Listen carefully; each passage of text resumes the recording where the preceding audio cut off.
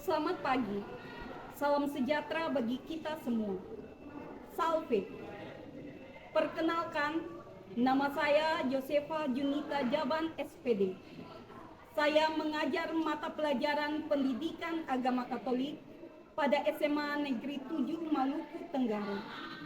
Sekaligus sebagai mahasiswa PPG dalam jabatan tahun 2023 dengan program studi Pendidikan Agama Katolik pada LPTK STK Santo Yakobus Merauke dengan nomor ujian 2023 509854. Saya akan melaksanakan uji kinerja pada kelas 10 dengan materi bersikap kritis dan bertanggung jawab terhadap penggunaan media massa. Berikut video pembelajaran saya. Selamat pagi anak-anak. Selamat pagi Bu Guru. Bagaimana keadaan hari ini? Baik.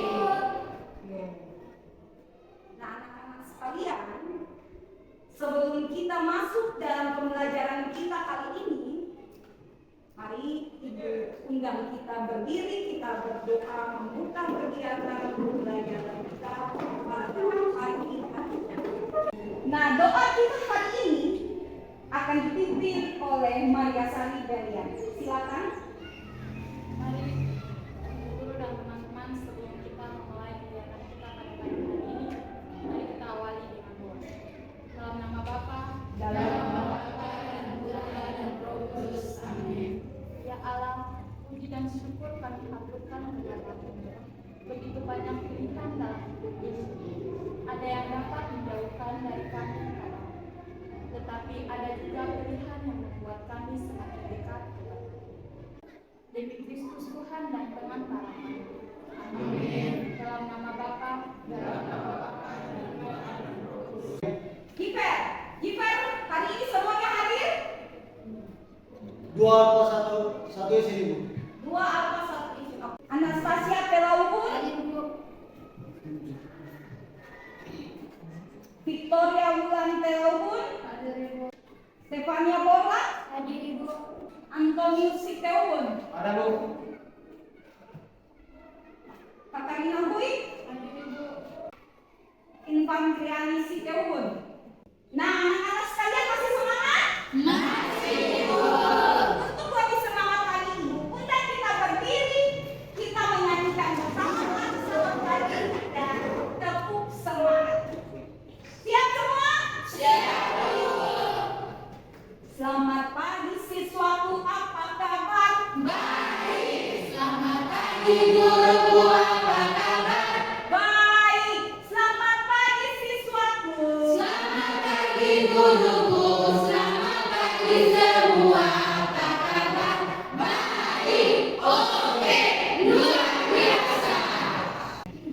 Nah, anak-anak sekalian, siap menerima pelajaran hari ini? Siap.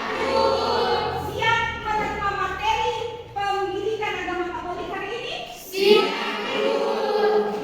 Ibu berharap kita semua teristimewa Anda dapat menerima materi pembelajaran kita pada hari ini dengan penuh sukacita. Pernahkah Anda menonton televisi? Yakin semua pasti nonton televisi. Pernah membaca koran atau majalah? Antonius, kira-kira kalau punya HP itu aplikasi yang dipakai itu apa? Aplikasi Facebook Ibu. Oh, Antonius pakai Facebook. Ada yang lain? Ah, Willy, Saya menggunakan aplikasi YouTube. YouTube, nonton di YouTube. Ada juga yang lain? Ada Ibu. Apa Krisya? Menggunakan aplikasi Instagram. Instagram. Jadi dalam HP itu banyak aplikasi yang Anda gunakan. Ada juga, biasanya ada game online. Sampai biasa main game. Ya, Lole Mobile Legend. Oke. Jadi itu aplikasi-aplikasi yang ada dalam HP yang merupakan media massa. Nah, yang kedua, pertanyaan kedua.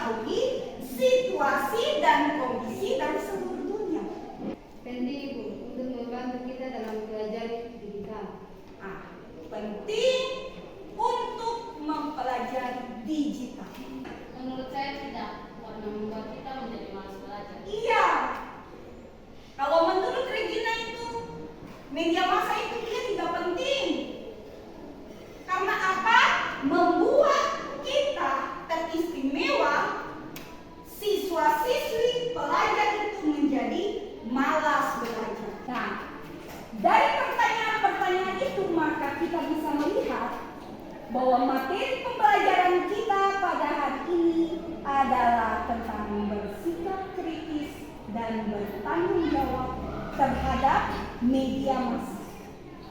Dengan tujuan pembelajarannya adalah peserta didik mampu memahami ajaran Katolik tentang sikap kritis dan bertanggung jawab terhadap pengaruh media massa dan mampu bersyukur kepada Allah atas kemampuan bersikap kritis terhadap perkembangan media massa. Dengan kriteria ketercapaian tujuan pembelajaran adalah yang pertama, menganalisis dampak positif dan negatif dari penggunaan media massa pada era digitalisasi. Penggunaan media massa. Yang kedua, menguraikan pandangan gereja tentang media massa berdasarkan ajaran gereja, yakni Doktrin Konsili Vatikan II tentang intermietika yang berbicara tentang komunikasi sosial dan artikel 9 dan 10. Yang ketiga, mengemukakan contoh bersikap kritis terhadap media massa. Kita lihat model pembelajaran yang dipakai dalam pembelajaran kita kali ini. Jadi, model pembelajaran yang kita pakai pada kali ini adalah model problem based learning. Problem based learning berarti pemecahan masalah. Nanti akan diskusi kelompok. Kemudian Anda memecahkan masalah. Ibu menghantar Anda pada masalah dan Anda mulai menyelesaikan masalah bersama dengan kelompok masing-masing. Dengan metode pembelajarannya adalah diskusi, tanya jawab yang tadi sudah kita lakukan. Kemudian dialog dan refleksi. Anda siap menerima pelajaran ini? Siap. Nah, anak-anak sekalian, Anda diminta menonton video pembelajaran ini tentang menganalisis informasi berita palsu atau hoax. Kemajuan teknologi di era globalisasi.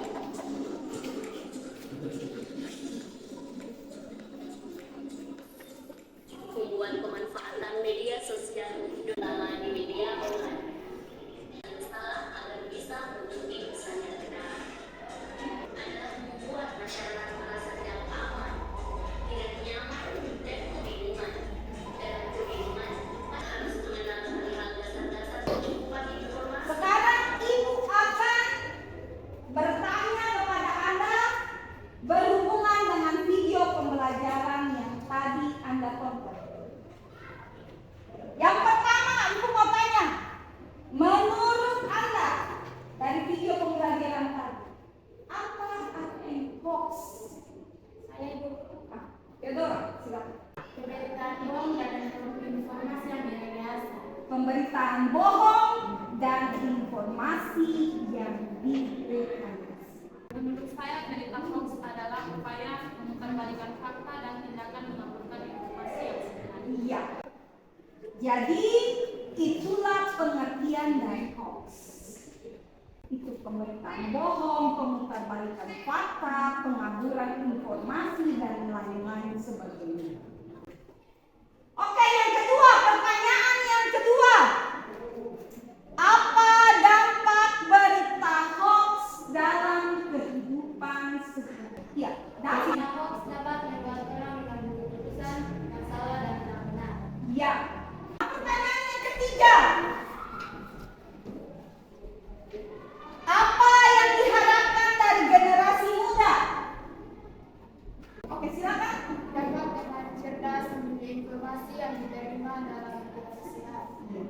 Dapat dengan cerdas mengolah informasi yang diterima dari media sosial. Anda harus menyaring dengan baik supaya terhindar dari penyebaran berita hoax. Bisa lagi? Bisa, Ibu. Dari video pembelajaran yang Anda pelajari dan Anda simak tadi,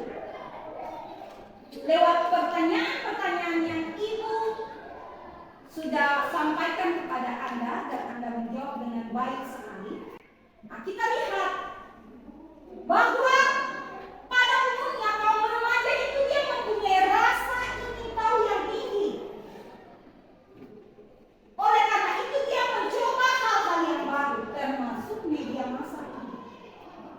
Cuma sayangnya para remaja ini dia kurang selektif dan dia menelan begitu saja informasi-informasi yang ada, sehingga para remaja itu justru yang menjadi penyebar berita hoax.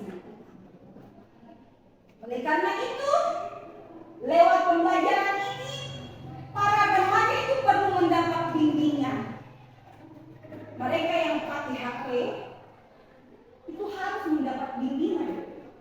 Bimbingan supaya bersikap kritis, bertanggung jawab, bijaksana dalam penggunaan media komunikasi yang dia gunakan. Media massa adalah sarana untuk menyampaikan pesan yang berhubungan dengan masyarakat luas. Yang pertama kita lihat adalah dampak atau pengaruh positif dari media massa. Pengaruh positif yang pertama adalah memberikan informasi dengan cepat. Yang kedua, dapat membangun sikap peduli. Kita dapat membangun sikap peduli dalam penggunaan media massa. Ketiga, dapat membangun relasi dengan lebih mudah. Kita punya teman-teman banyak. Dan yang terakhir, memberikan kemudahan dalam bidang pendidikan. Misalnya, kita menggunakan HP. Nah, itu dampak-dampak positif dari media massa. Nah, yang kedua kita lihat dampak negatif dari media massa. Dampak negatif adalah terjadi tindak kejahatan, penipuan, pembunuhan, penculikan, dan sebagainya. Kemudian membuat orang susah bersosialisasi dengan orang lain. Yang ketiga, media sosial membuat seseorang lebih mementingkan diri sendiri. Yang terakhir, media sosial dapat membuat anak-anak dan remaja itu menjadi lalai. Lalai dalam belajar, lalai membantu orang tua. Itu dampak negatif dari penggunaan media massa. Nah, anak-anak sekalian, sekarang kita masuk dalam diskusi kelompok. Jadi, masalah yang akan Anda pecahkan itu ada dalam kitab suci dan ajaran dokumen gereja yang sudah ada dalam kertas lembar kerja yang akan Anda kerjakan. Anda diharapkan untuk membaca kitab suci dengan baik. Apa yang ada di dalam kitab suci? Hal-hal apa yang ada di dalam kitab suci berhubungan dengan sikap kritis Yesus Kristus terhadap hukum Taurat dan hadis Nabi.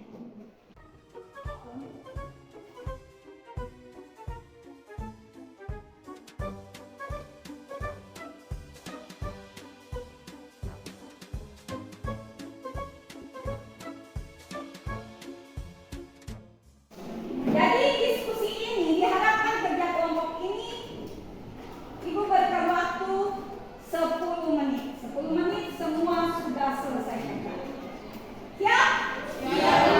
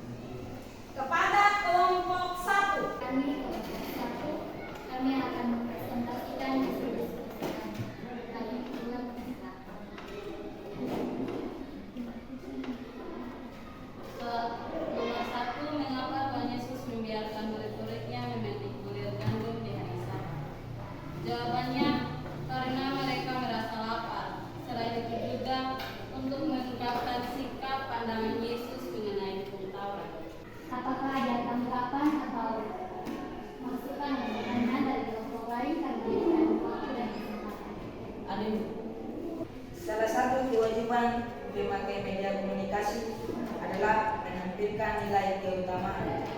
Manakah nilai-nilai keutamaan yang dimaksud? Baik, kami akan menjawab pertanyaan dari kelompok 3. Nilai-nilai keutamaannya adalah kebijaksanaan, bertanggung jawab, dan cepat percaya kepada informasi yang diterima. Baik, terima kasih atas waktu dan kesempatan yang diberikan oleh kelompok kami berdua. Kami akan menjelaskan hasil diskusi dari kelompok kami pada membuat. Baik, saya akan membaca hasil diskusi kami. Pertanyaan nomor 4. Apa kewajiban kaum muda dalam menyikapi dan menggunakan berbagai kemajuan media sosial maupun media elektronik? Baik, mungkin ada pertanyaan atau saran dari kelompok lain. Terima kasih atas kesempatan di sini. Kelompok kami ingin bertanya, menurut kelompok Anda, apa itu hari Sabat dan mengapa orang Yahudi melarang orang untuk bekerja? Hari Sabat adalah hari kudus yang ditetapkan Allah bagi kita untuk beristirahat dari pekerjaan kita sehari-hari.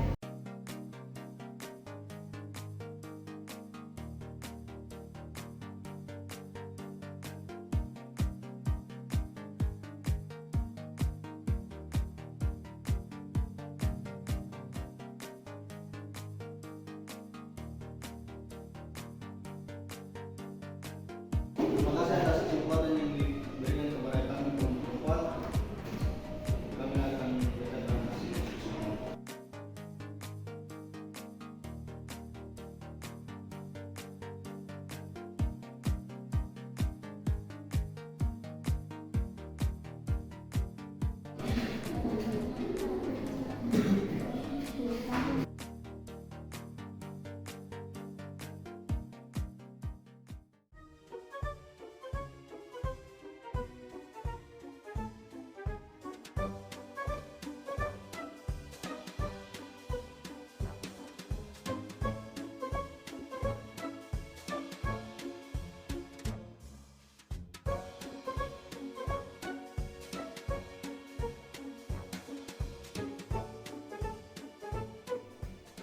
Nah, anak-anak sekalian, Anda sudah membawakan hasil diskusi kelompok dengan baik pada hari ini. Nah, sekarang kita lihat di antara perbuatan-perbuatan yang dilakukan Yesus, tindakan tertentu yang mengungkapkan sikap dan pandangan Yesus mengenai hukum Taurat. Yesus selalu memandang hukum Taurat dalam keras. Oleh karena itu, Yesus dia bersikeras untuk mengkritisi hari Sabat orang Yahudi pada saat itu. Dan situ kita lihat bahwa Yesus betul-betul memiliki sikap kritis. Berdasarkan ajaran gereja Intermirifika tentang komunikasi sosial, kita bisa melihat bahwa apa kewajiban-kewajiban dari pemakai atau pengguna media komunikasi. Sebagai umat beriman, kita juga harus bersikap positif, mengikuti ajaran gereja, mengikuti kitab suci, dan harus bersikap kritis, bijaksana, dan bertanggung jawab terhadap penggunaan media massa. Anak-anakku, kita masuk pada refleksi. Tadi itu sudah menjelaskan panjang lebar tentang bagaimana sikap kita terhadap penggunaan media massa. Nah, dalam penggunaan media massa seringkali orang selalu curhat dalam media massa, dalam FB,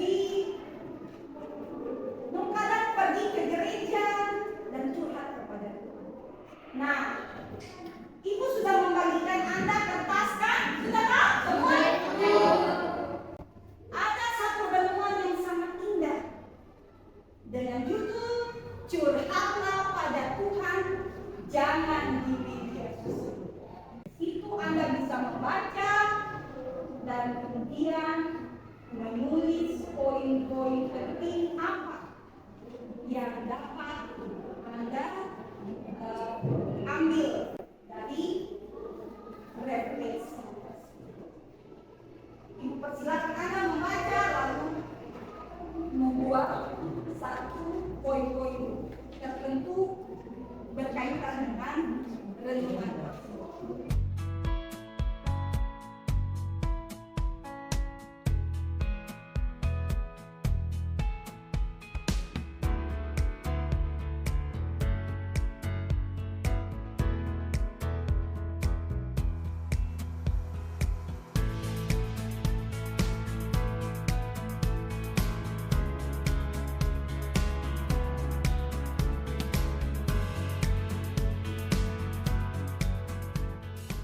Nah, anak-anak sekalian,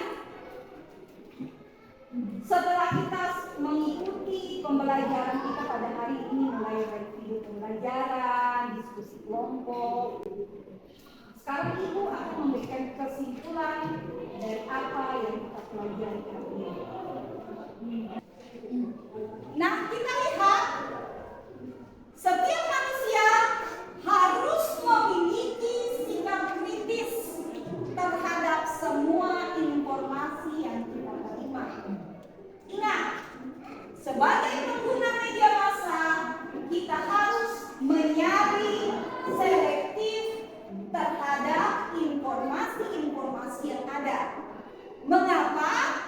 Sehingga tidak terjadi yang namanya provokator dan penyebaran berita hoax. Itu maksudnya.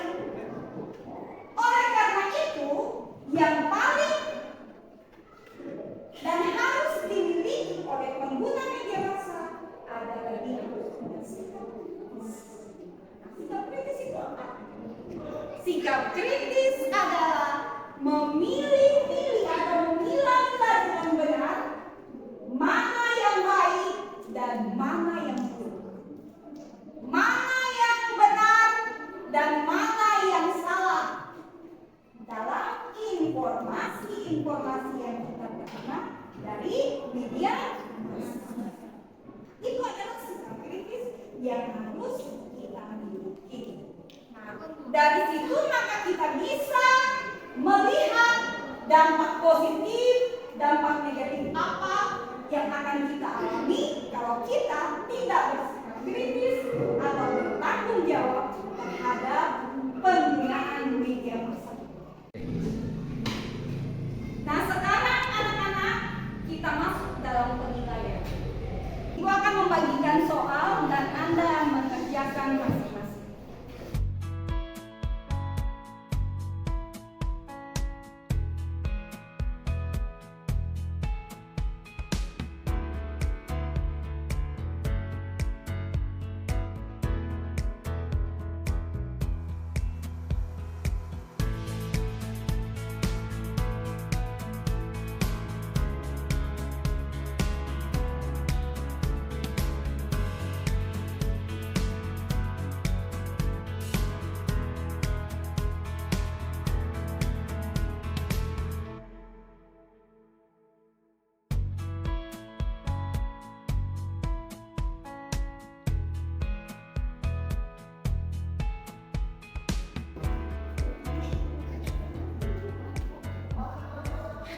Nah, jadi penugasan ini akan dikumpulkan minggu depan dalam pertemuan kita berikutnya. Untuk kegiatan kita pada hari ini dengan tepuk semangat. Tepuk semangat. Yes. Yes.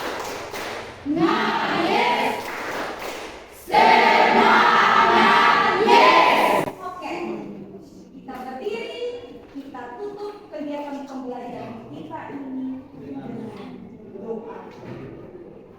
Doa. Teman-teman dan guru, marilah kita bersiap baik.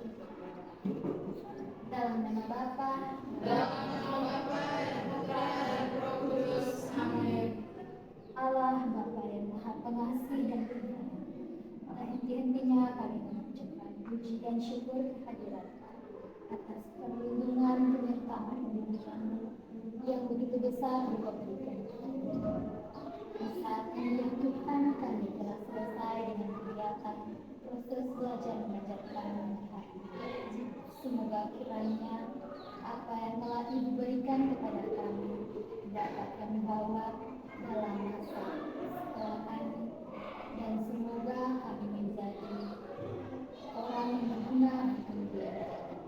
Ya Tuhan, inilah doa yang kami lakukan di hadirat-Mu lewat pengampunan Kristus Tuhan kami. Amin.